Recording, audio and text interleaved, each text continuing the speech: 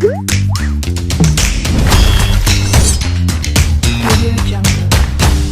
Friends, எல்லோரும் எப்படிங்க இருக்கீங்க? இன்றைக்கி நம்ம எப்படி காடை க்ளீன் பண்ணுறது தாங்க பார்க்க போகிறோம். காடை எப்படி வாடையே இல்லாமல் ஒரு 3 பொருள் வச்சு யூஸ் பண்ணி எப்படி சுத்தமாக நம்ம சமையலுக்கு யூஸ் பண்ணுறது தாங்க காட்ட போகிறேன். நான் வந்து இந்த மாதிரி தோல் உரித்து கடையில் வாங்கிட்டு வந்துட்டேங்க. இந்த மாதிரி கடையில் இந்த மாதிரி க்ளீன் பண்ணி கொடுத்துருவாங்க. அவங்க மேலே இருக்க அந்த தோல், ரெக்கை அந்த இதெல்லாம் பிச்சு கொடுத்துருவாங்கங்க. அது மாதிரி தாங்க நானும் வாங்கிட்டு வந்திருக்கேன். ஒன்று மட்டும் கட் பண்ணி கொடுத்துட்டாங்க. மீதி மொத்தம் 4 வாங்கினேங்க. மொத்தம் 3 வந்து அப்படியே இருக்குங்க. ஒரே ஒரு காடை தாங்க இது கட் பண்ணி அப்படியே போட்டாங்கங்க.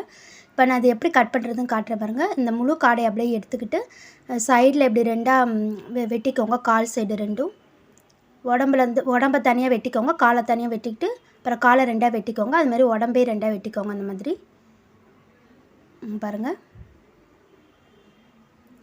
அது தலைங்க, கழுத்து அதை விட்டுட்டு அப்படியே 2ஆக இது பண்ணிங்கன்னா 4 பீஸ் ஆயிருங்க. ஒரு காடையில் இப்படி 4 பீஸ் ஆயிரும். இங்கே பாருங்கள். உள்ளே அந்த ரெட் கலரில் இருக்குது பாருங்கள். கோழிக்கு இருக்க மாதிரியே இருக்குங்க. ஆக்சுவலாக நம்ம கோழிக்கறி க்ளீன் பண்ணுறப்ப உள்ளே அப்படியே ரெட் கலரில் ஒரு மாதிரி இருக்குங்க. அது நம்ம எடுத்து போட்டுறணும். அதெல்லாம் வேஸ்ட்டுங்க. இங்கே பாருங்கள். அதே மாதிரி உடம்பு தனியாக கால் தனியாக வெட்டிக்கிட்டேன். அப்புறம் காலை 2ஆக வெட்டிக்கிட்டேங்க. 2வது கடை அதே மாதிரி உடம்பே 2ஆக வெட்டிக்கோங்க. வெட்டிக்கிட்டிங்கன்னா உள்ளே தெரியுங்க. அந்த ரெட் கலரில் இருக்கிறத எடுத்துருங்க. இந்த மாதிரி 2ஆக வெட்டிக்கோங்க. பாருங்கள், எல்லாத்தையும் வெட்டிட்டேன். அந்த ரெட் கலரில் தெரியும் பாருங்கள், அதை எடுத்துருங்க. அதுக்கு பக்கத்தில் நுரையீரலுங்க குட்டியாக இருக்கிறது, அதை வச்சுட்டு இதுதாங்க வேஸ்ட்டு. கோழிலையும் அந்த மாதிரி இருக்குங்க. இந்த நுரையீரலுக்கு பக்கத்தில் இருக்குது பாருங்கள் வேஸ்ட்டு, அதுதாங்க வேஸ்ட்டு. அதை எடுத்துகிட்டு நல்லா ஃபுல்லாக கழுவிக்கோங்க. நல்லா வாஷ் பண்ணிக்கோங்க. ப்ளட் அங்கங்கே இதாக இருக்குங்க. அது மாதிரி நல்லா எல்லாத்தையும் வாஷ் பண்ணிக்கோங்க. இந்த மாதிரி நான் காட்டுற மாதிரி கழுவிக்கோங்க. ஈஸியாக க்ளீன் பண்ணிடலாங்க. நம்ம ஆக்சுவலாக கோழிக்கறி க்ளீன் பண்ணுற மாதிரி தான் ஈஸியாக தான் இருக்கும். அந்த உள்ளே இருக்க ரெட் கலரில் இருக்கிறத மட்டும் எடுத்துட்டோம்னா நம்ம ஈஸியாக இருக்கும். ஸ்மெல் இல்லாமல் ஒரு மாதிரி கவிச்சு ஸ்மெல் இல்லாமல் நம்ம நல்லா ஈஸியாக க்ளீன் பண்ணிடலாங்க. அதே மாதிரி எல்லாத்துலேயும் க்ளீன் பண்ணி எல்லாத்தையும் நல்லா எடுத்து கழுவி போட்டுக்கோங்க. அதே மாதிரிங்க நான் எல்லாத்தையும் எடுத்துகிட்டு அது மாதிரியே எடுத்துகிட்டு எல்லாத்தையும் கழுவுறேன். அது மாதிரியே கழுவிக்கோங்க.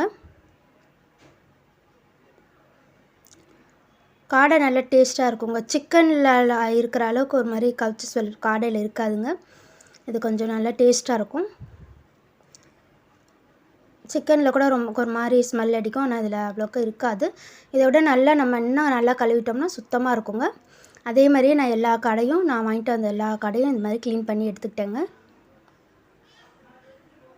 நான் காட்டுற மாதிரி எல்லாத்தையும் க்ளீன் பண்ணி வச்சுக்கோங்க.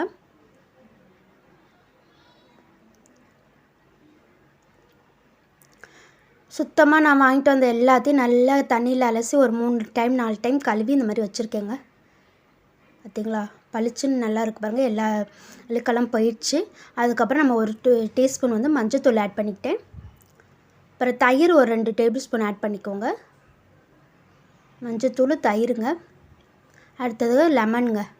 ஒரு 1/2 லெமனை வந்து நல்லா பிழிஞ்சு விட்டு நல்லா ஒரு சொலட்டி நல்லா அதை பிரட்டி எடுங்க அந்த காடையில். இங்கே பாருங்கள்,